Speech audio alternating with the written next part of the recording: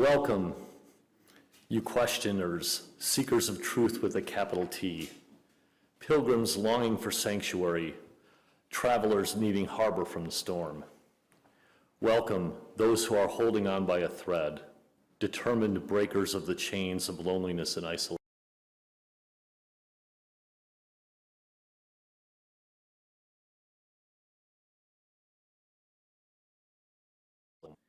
Welcome those who braid ropes again. You've been there for our siblings who were just hanging on. You gave them a hand into community and told them they could rest here. Welcome you who seek spiritual and religious community for your children and grandchildren. You entrust your young people here, and we as a community commit to nurture and respect them. Welcome children and youth. You give us the gift of your wisdom, your joy, your curiosity, and your trust that we will hold all of it safe. Welcome. Welcome home. How do we make this tender place wider? How do we stretch into a bolder welcome, a radical generosity of the heart? Can we imagine ourselves the stewards and ushers, not only into this space, but into our circle of belonging? Can we commit and recommit to being accountable to one another as an anti-racist, anti-oppressive community that centers marginalized voices, that listens to those voices, especially when what they're saying is hard to hear? Can we be willing to change?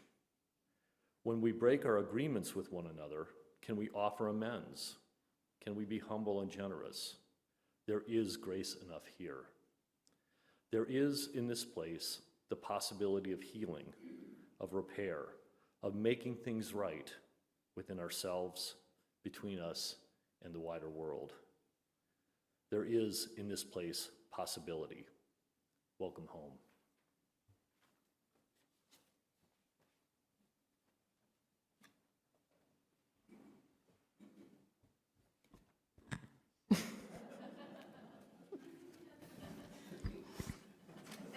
I'm 5'2".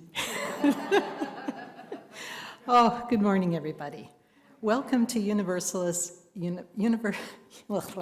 Welcome to Unitarian Universalist Church West on this beautiful, sunny, late August morning. It is so good to be together. To all of you online, hello. Though we can't see you, we're happy that you are with us. We know you're there and we feel your presence. Our hearts and spirits are one. As we come together this morning, first let us acknowledge the sacred physical place we occupy, which for those of us here in Brookfield, Wisconsin, is traditional territory, inhabited at various times by native peoples of the Seven Councils Fire, Ho-Chunk, Kickapoo, Potawatomi, Menominee, Peoria, and Miami nations. We do so because it's important to understand the history that has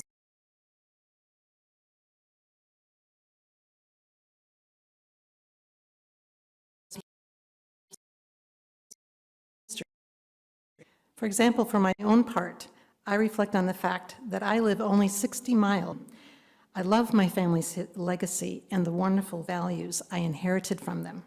Yet I think of the many years I lived without any consciousness at all of the comfort that white supremacy also afforded me.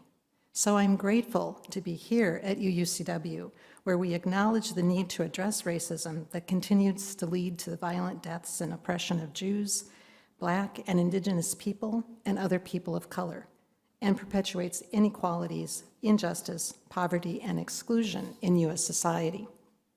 With this awareness close to our bones, we commit ourselves to becoming an anti-racist faith community, dedicated to equity, racial justice, and right relations. My name is Lynn Capitan. My pronouns are she and her, and I serve on your board of trustees. And I also am spouse to Eddie Daniel, our speaker this morning. I noticed you didn't have anybody introduce you. Should I introduce you? Okay, Eddie Daniel. Oh, he's okay, all right. That's fine. But I do have a few things for you to just settle in and feel at home. So if this is your first time here and you would like to connect further or speak to anybody, if you have questions, please feel free to talk to me after the service, or you can send an email to visitor@uucw.org. Or you can use the welcome side of the yellow form that is in your order service. These forms can be dropped off in the offering basket later in the service. And be sure to visit the newcomer table in the community room after the service so we can properly greet you and learn more about you. Later in the service, we'll have an opportunity to participate in joys and concerns. This part of the service is open to those viewing online, but will not be recorded. Note that at any time in the service, if you are so moved, you can go to the side table to light a candle. You can also fill out the share side of the yellow form if there's something on your heart this morning, and just drop it in the offering basket.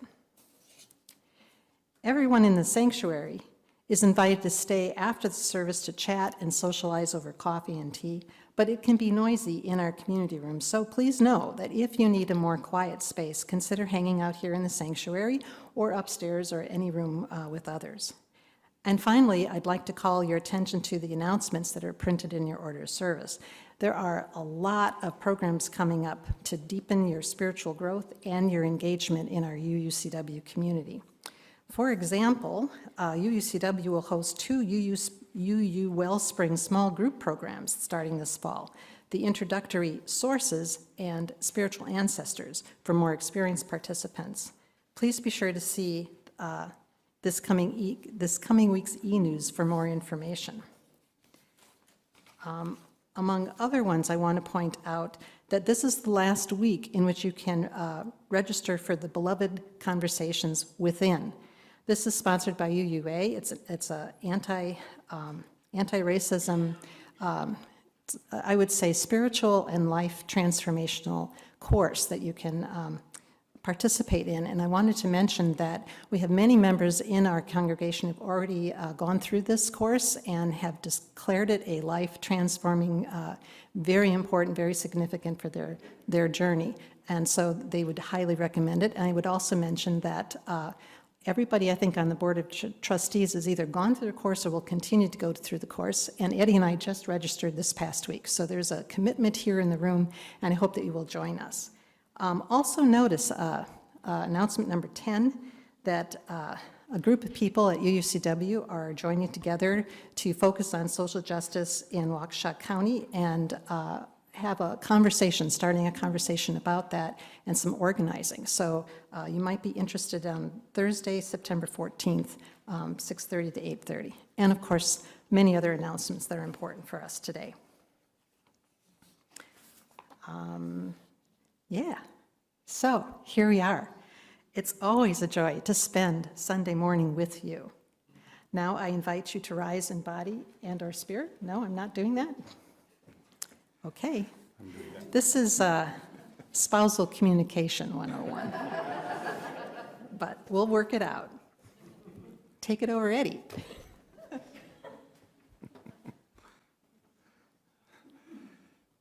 Thank you, Lynn. Good morning. My name is Eddie Daniel, and my pronouns are he and him. I am a member of the worship ministry team, but today I am serving double duty as worship coordinator and also guest speaker, which means I get to introduce myself. About that, obviously. First, I'd like to introduce our team this morning. As you will hear later, my message today was inspired by my experience attending this year's UU General Assembly as a delegate. Everyone else who is participating in this morning's service was also a delegate at GA. Lori Bodie, Lynn Capitan, the Zimmermans, Karen and Rob. Reverend Julie also went to GA. She's here, but I didn't want her to have to work on her day off. But wait, there's more. Joyce Cable and Darth Jennings couldn't be here this morning as they are in Maine, but they also attended as delegates. It was a very good year for UUCW at General Assembly. As for me, while I haven't kept track, I think I've been to GA at least 4 times previously. I find it to be a great way to expand my understanding of what it means to be UU. I've also served UUCW in many other capacities over the years, including 2 stints on the board and 2 search committees, including the one that famously failed to find us a new minister. In addition to the worship ministry team, I currently serve on the art task force and the transition team. I'm also a retired art teacher, and 3 weeks ago, celebrated my 46th anniversary with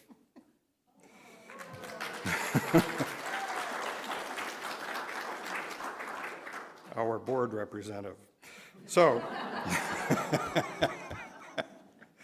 now please stand in body or in spirit as we sing hymn number 1003, Where Do We Come From? Where Do We Come From? Words by the French artist Paul Gauguin and music by Canadian Unitarian composer Brian Tate. It is a round. Follow me. You probably don't even need your books. Where do we come from? What are we? Where are we going? Where do we come from? What are we? Where are we going? Where do we come from? What are we? Where are we going? Where do we come from? What are we? Where are we going? Where do we come from? Where do we come from? Where do we come from? Where do we come from? Mystery, mystery, life is a riddle and a mystery. Mystery, mystery, life is a riddle and a mystery. Mystery, mystery, life is a riddle and a mystery. Mystery, mystery, life is a riddle and a mystery. Where do we come from? What are we? Where are we going? Where do we come from? What are we? Where are we going? Where do we come from? What are we? Where are we going? Where do we come from? What are we? Where are we going? Where do we come from? Where do we come from? Where do we come from? What are we? Where are we going? Where do we come from? Mystery, life is a riddle and a mystery. Mystery, mystery, life is a riddle and a mystery. Mystery, mystery, life is a riddle and a mystery. Mystery, mystery, life is a riddle and a mystery.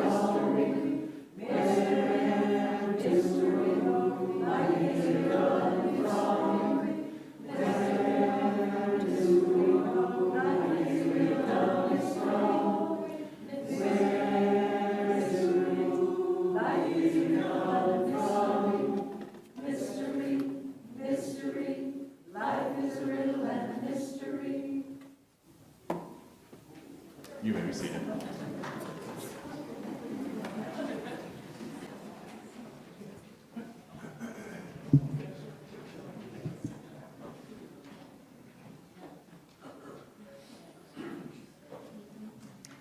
For our chalice lighting, please join in reading, and if you're at home, you're invited to light kindle a candle or a chalice there to join with us here.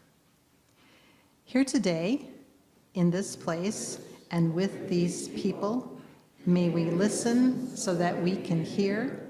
May we hear so that we can feel. May we feel so that we can know. And may we know so that we change ourselves and this world. May this chalice we light our way.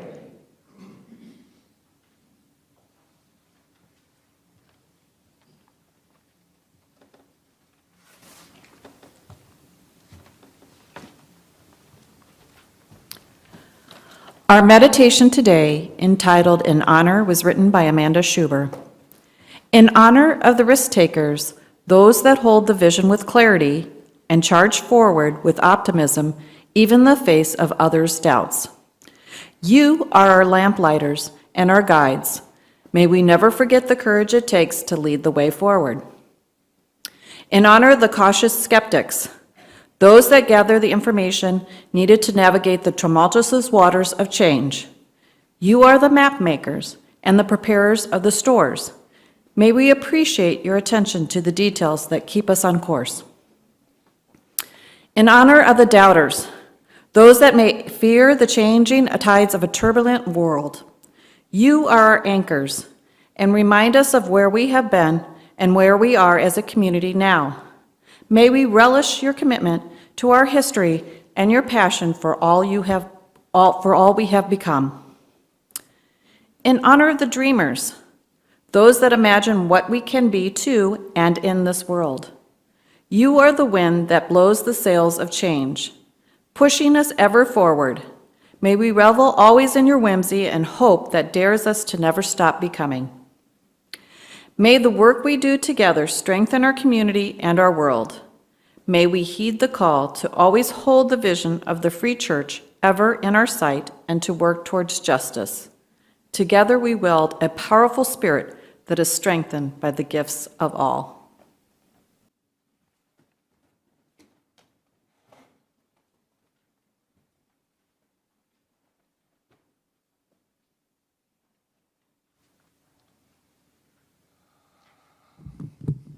We enter now into our time of sharing of joys and concerns that touch our individual lives, our way of expressing through ritual the many ways that we touch and are touched by each other.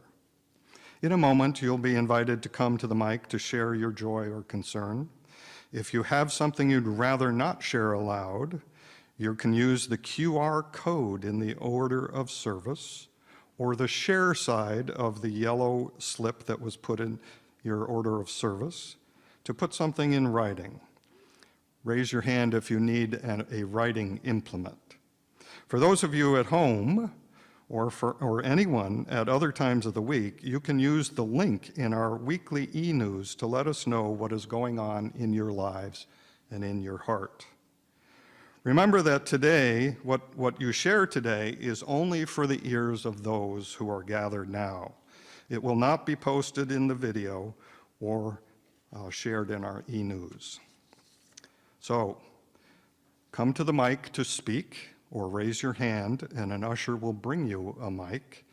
I'll light a candle for you, and after each sharing, I invite you all to respond with me, "We hold you in love."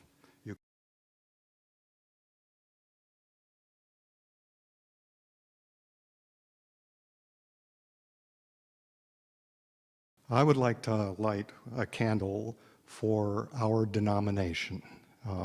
As I said, this service was inspired by my presence at GA, our presence at GA.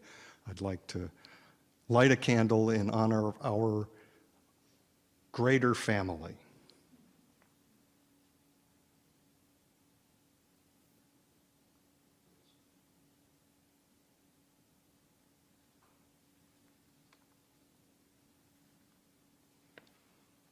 And one last candle for those joys and concerns that we hold deep in our hearts.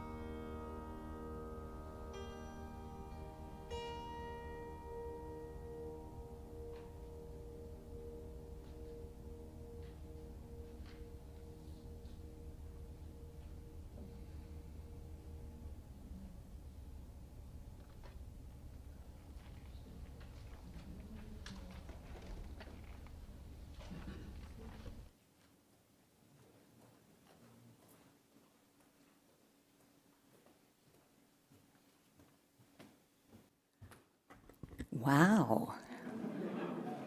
The piano as harp. Pretty cool.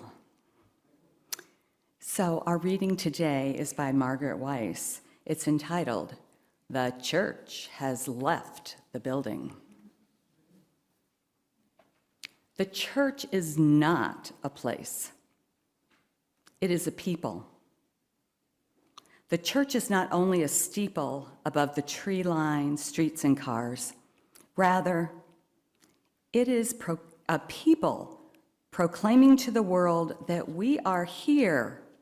We are here for the work of healing and the work of justice. The church is not walls built stone upon stone, held together by mortar. It's linked with person, all ages, all genders, and all abilities. A community built on the foundation of reason, of faith, and of love. The church is not just a set of doors open on Sunday morning, but it's the commitment, day after day and moment after moment, of our very hearts creaking open the doors of welcome to the possibility of new experience and of radical welcome. The church is not simply a building, a steeple, a pew, for the church is a gathering together of all people, of all experiences, and fear and love and hope in our resilient hearts, gathering however we can to say to the world, welcome, welcome, come in, lay down your heartache and pick up hope and love. For the church is us, each and every one of us, together. Together we are a beacon of hope to this world that so sorely needs it. For the church has left the building.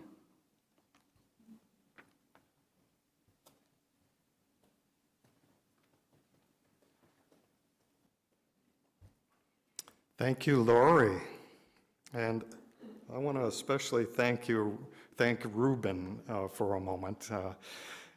I didn't know what he was going to play for us, but we did discuss trying to present something that would be a little more challenging than usual. And he came up with a couple of really great treats. I joined UUCW in 1991, at a time when I felt a need for a religious home. UUCW filled a void left by a religion I had found meaningful but had grown away from. It provided a community of people who shared my values, and it was a place where I felt I could raise my children. I quickly came to love UUCW. It was wonderful, and it suited my needs, as perhaps it has for you.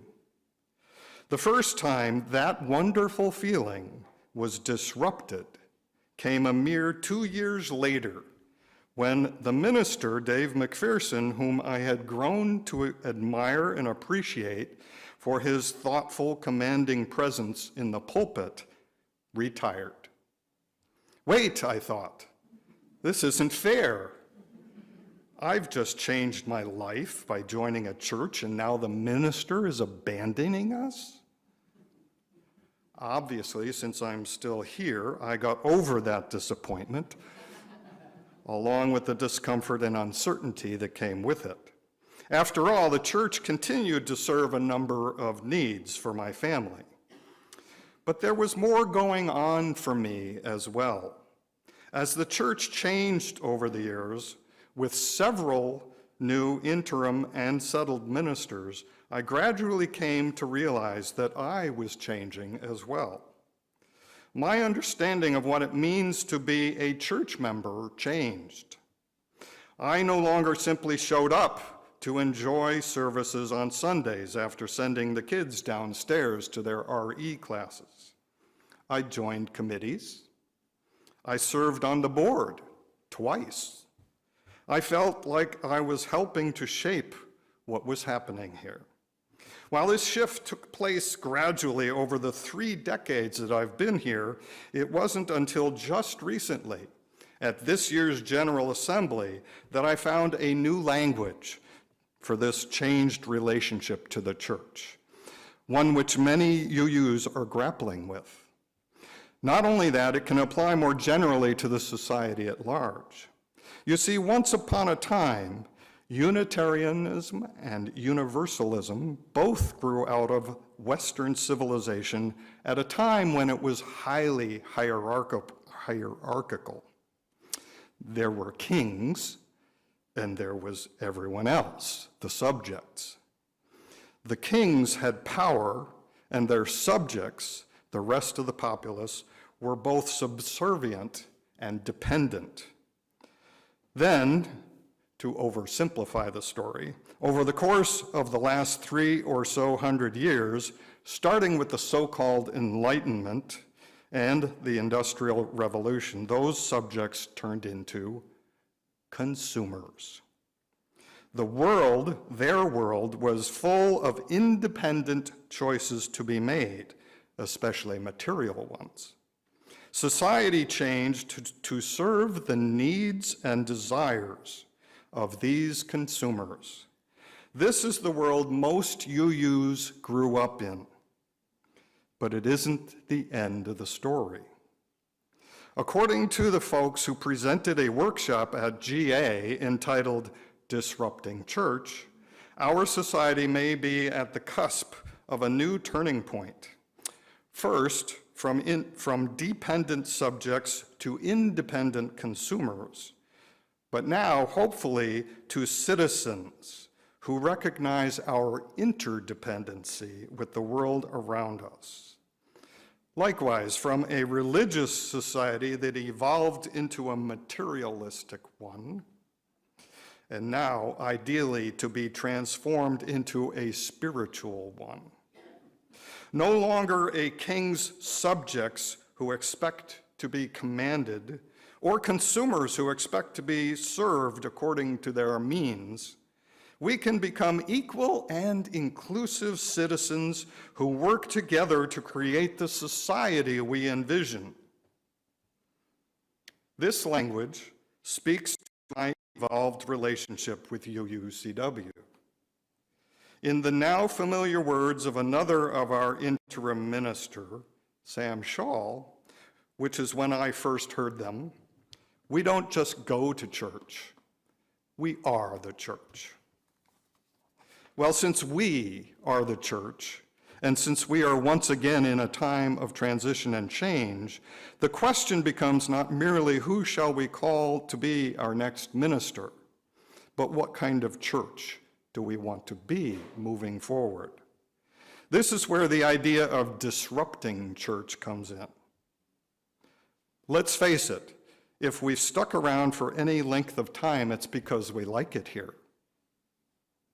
Let me rephrase that. We liked it the way it was. And change is uncomfortable. So it's natural to seek comfort by recreating what we've come to know and love here at UUCW. As much as I'd like to do that, I know it isn't possible. Just as you can't step into the same river twice because its waters are constantly flowing, so too you can never set foot in the same church twice. That's a line I got from General Assembly. With every change, every new minister comes new opportunity. As ministers change, so do ways of ministering.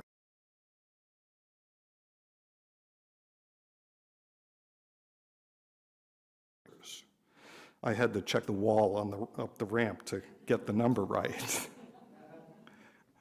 9 ministers have meant 9 unique ways of ministering. But we have an opportunity before us not just to find a new minister with what may be a very different style of ministry. UCW means to us and how we do worship.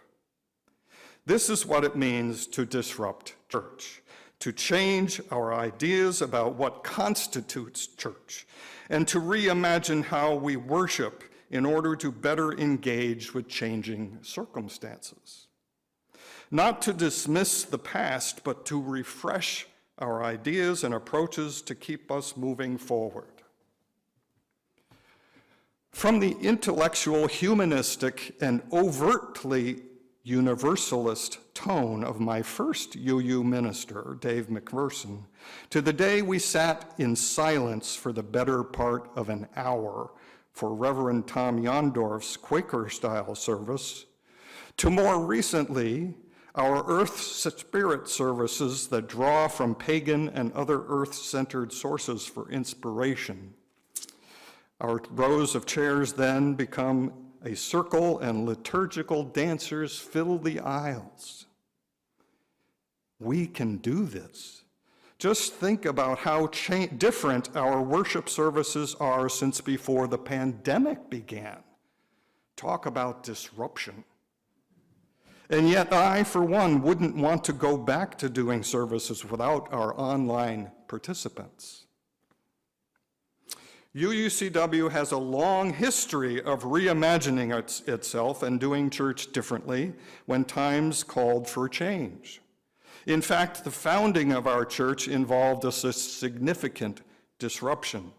In 1962, the Board of Trustees at First Church downtown decided that the western suburbs needed to hear our liberal religious message.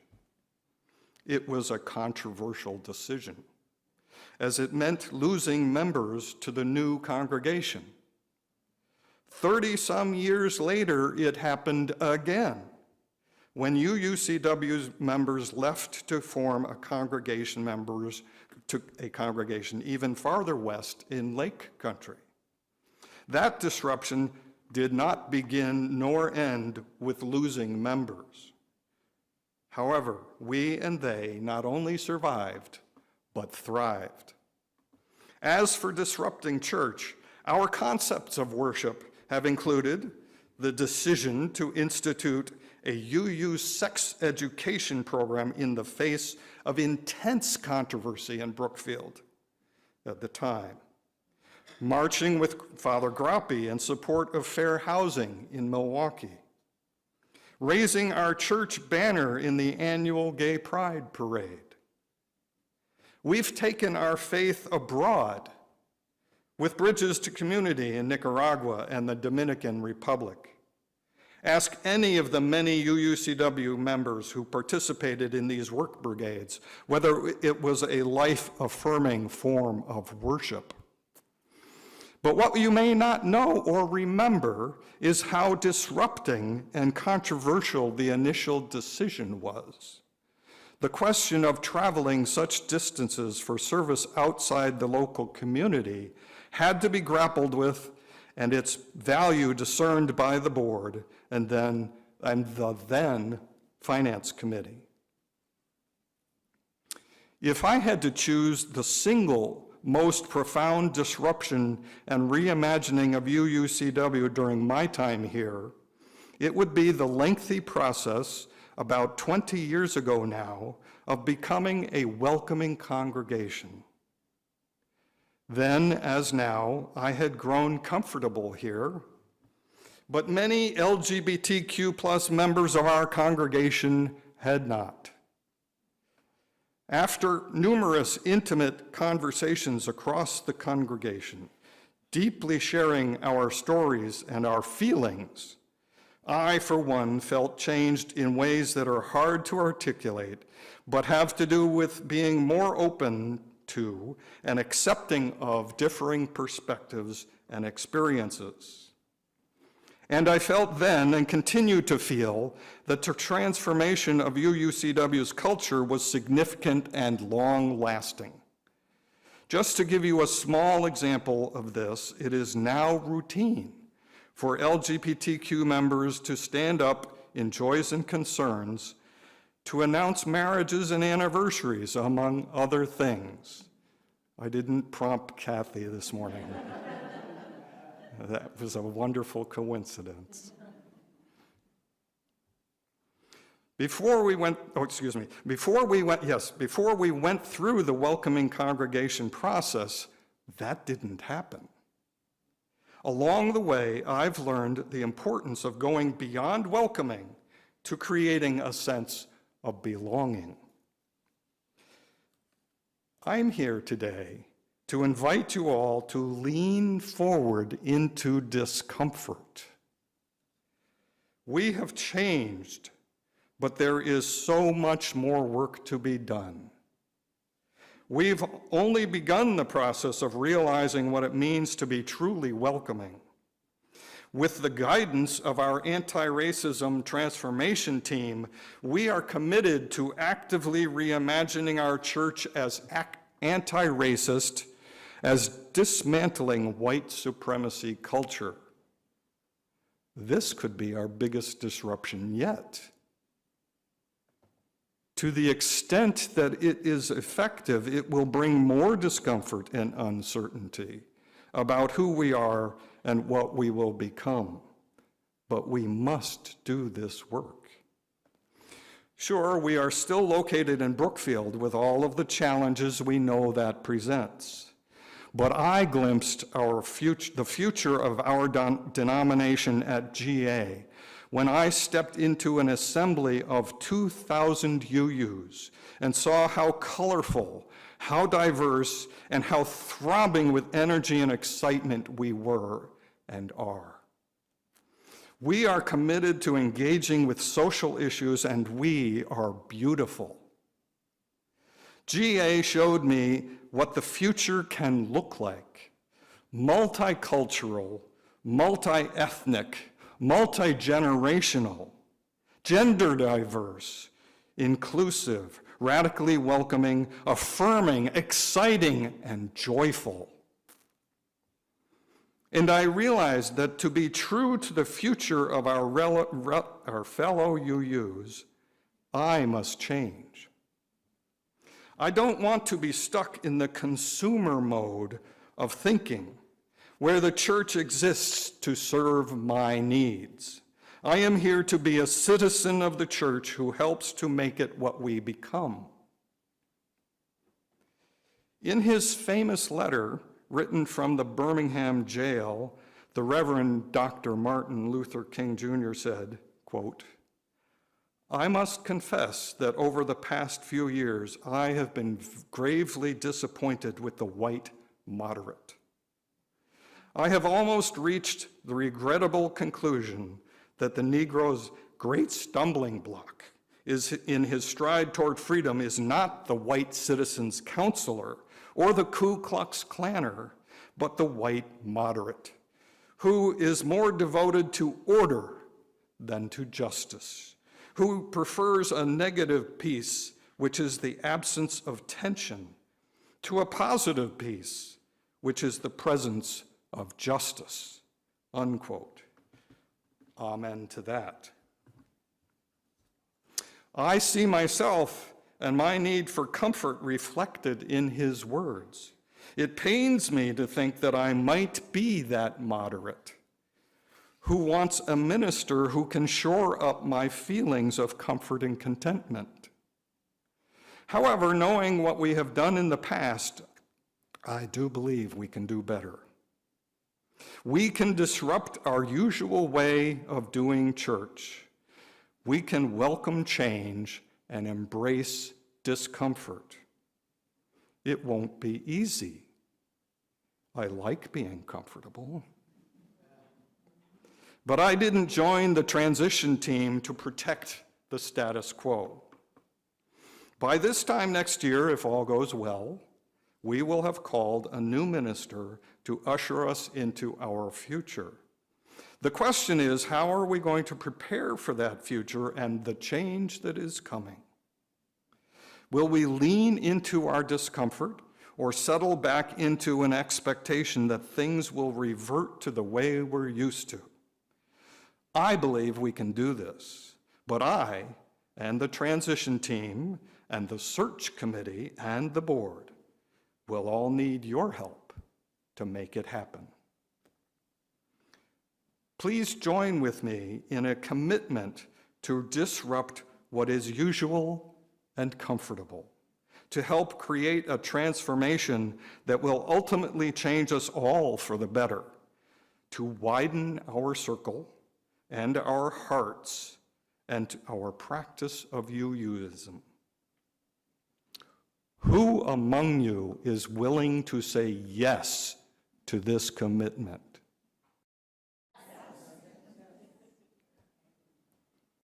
Can I hear an amen? Blessed be.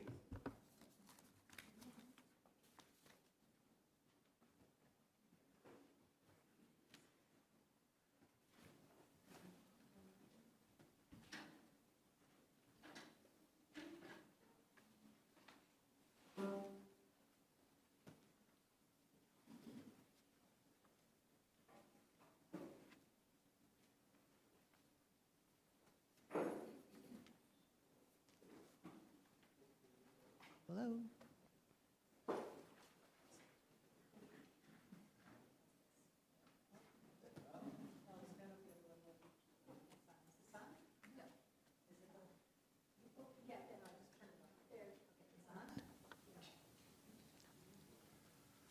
Now it's on.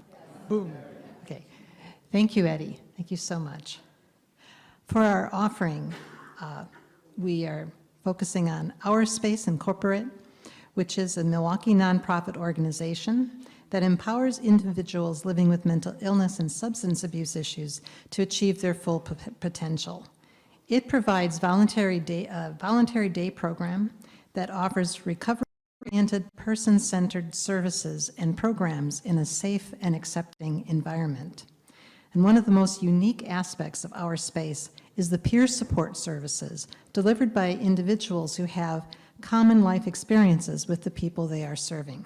This mutual support and encouragement allow for personal growth, wellness promotion, and recovery. Our Space also provides professional staff services. At UUCW, we are committed to living out our Unitarian Universalist values both within our organization and in the wider community. So our Split the Plate program allows us to support local nonprofit organizations that align with our values and mission. Every month, half of the undesignated offerings are donated to the selected organization. So by participating in the Split the Plate, you can make a meaningful impact on our wider community and support organizations like Our Space, that are doing important work.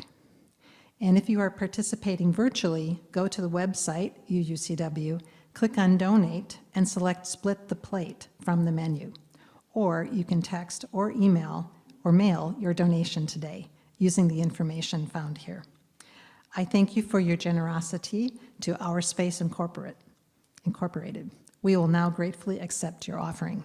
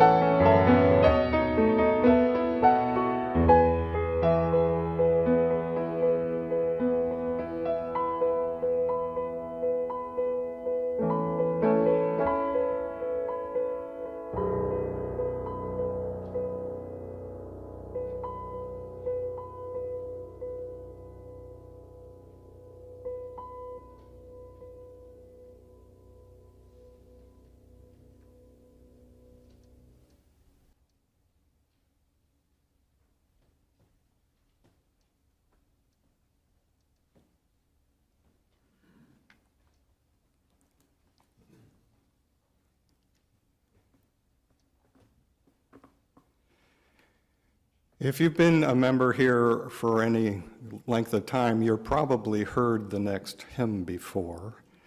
But the first time I heard the Fire of Commitment was at the 1995 General Assembly in Nashville, Tennessee. And if you've heard this, you know how powerful a hymn this is. Imagine hearing it with 3,000 voices. I'm choking up just thinking about it. 3,000 voices raising their voices together to sing this really powerful and what has become my favorite hymn. So please rise as you in body or spirit and sing 1028, Fire of Commitment. And try to belt it out, huh?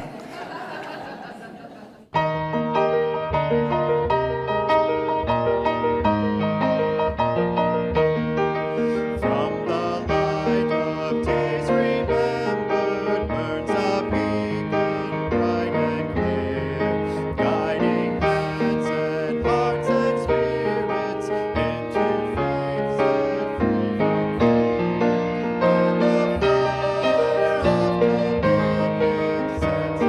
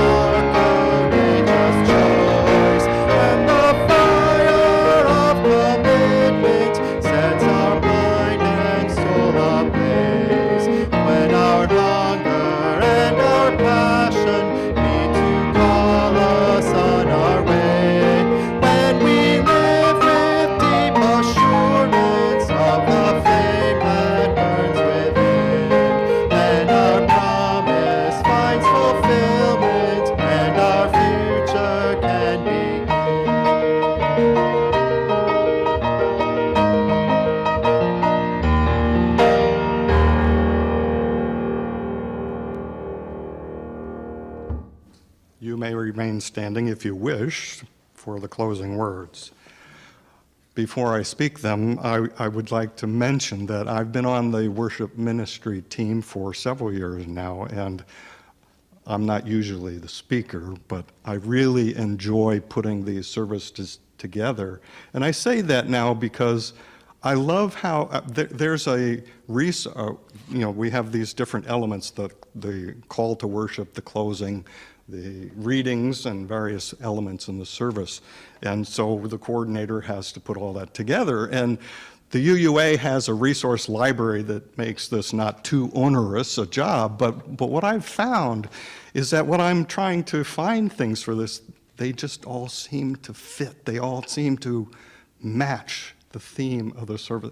It just kind of comes together. And I hope you've noticed that with the readings we've had today and with the closing. So this closing, these words are written by, the title is Our Work Has Just Begun, written by Emily Richards. Please take a moment to become present, to pause and to notice those around you and how you are in this moment. Our worship service today is at an end, and our work has just begun. The work of holding one another and this community in love. The work of trusting that we are on the right path. The work of believing that what connects us is stronger than what separates us. The work of engaging in that which makes us whole. The work of deeper understanding and commitment. The work of letting go of that which does not serve us. The work of radical inclusion. The work of collective liberation. The work of this beloved community. A beloved community of which we are all a part. A place where we are welcomed, respected, valued, cherished. A place where we belong. Go in peace. Amen. Blessed be.